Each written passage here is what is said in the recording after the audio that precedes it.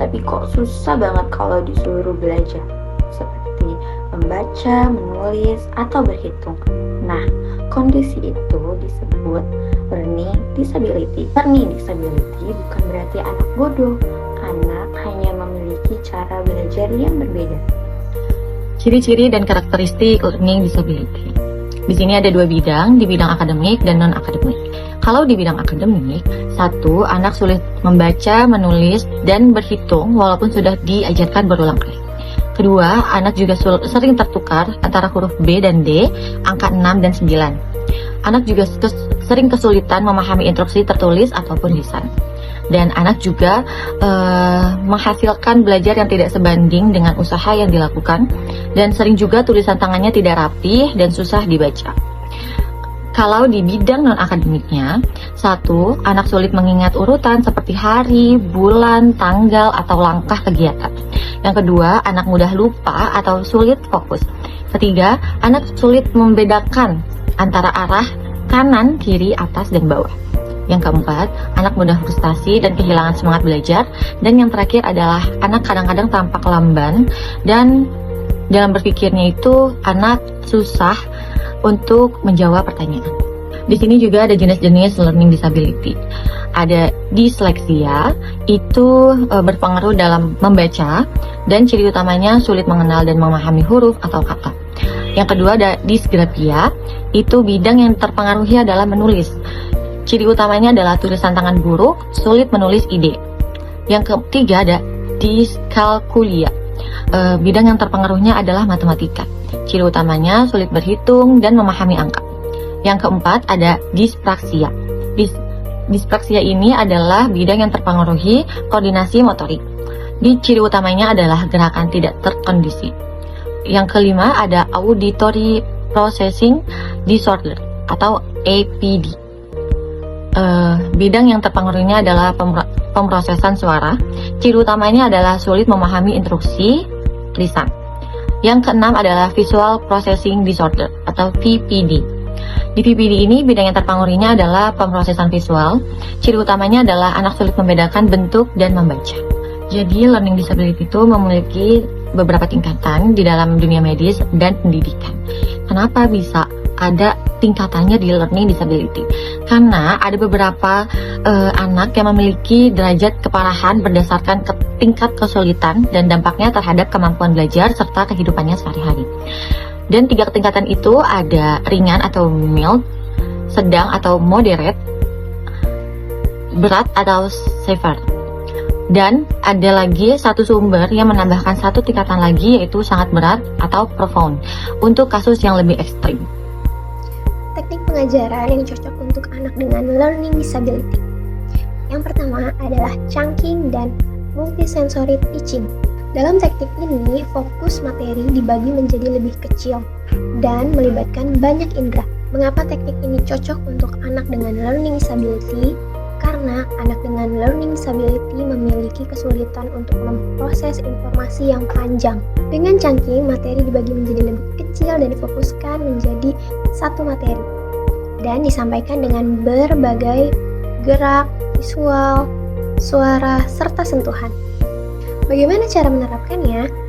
Materi dibagi menjadi 2-3 langkah kecil, menggunakan kartu bergambar sesuai dengan materi yang akan diajarkan, gunakan satu instruksi untuk satu kegiatan atau aktivitas. Mari kita buat skenario pengajarannya. Anak-anak, hari ini Ibu Guru akan mengajarkan tentang huruf B. Beri kartu bergambar dengan huruf B. Sekarang, mari kita buat huruf B dengan tubuh kita. Guru memberi instruksi untuk anak membuat huruf B dengan tubuh supaya mudah diingat. Selanjutnya, anak-anak, ayo kita sentuh balok berbentuk huruf B.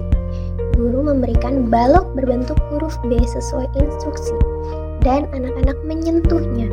Anak-anak, ayo kita sebutkan bunyi huruf B.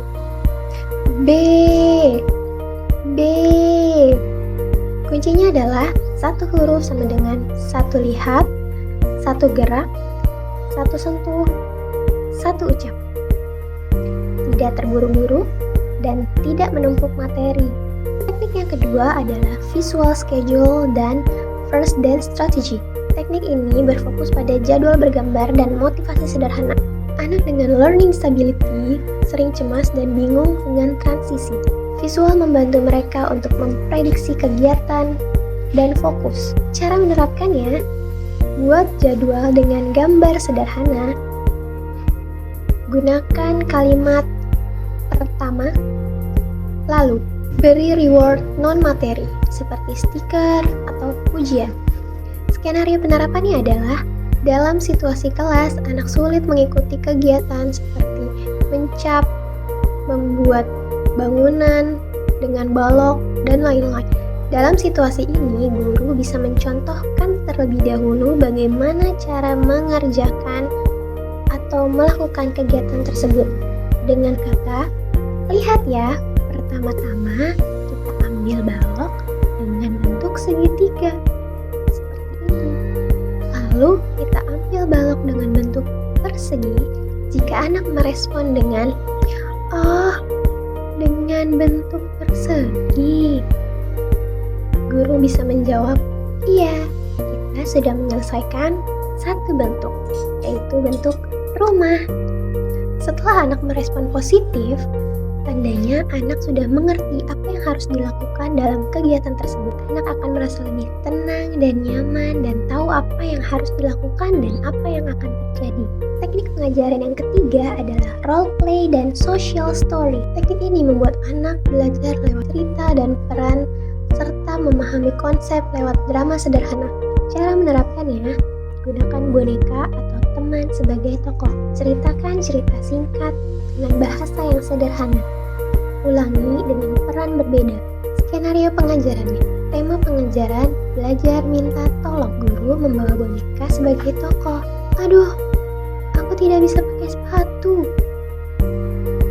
Aku harus bilang apa ya kalau tidak bisa? Anak-anak merespon, tolong aku bu. Sekarang kamu coba ya. Buat anak belajar mempraktikkan itu setiap pertemuan.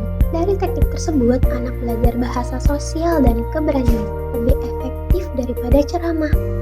Kesimpulannya, untuk anak dengan learning disability, pengajaran harus sederhana, konkret, berulang, libatkan emosi dan gerak. Ingat prinsip emas. Anak learning disability bukan tidak bisa, tapi butuh cara yang berbeda untuk belajar satu hal.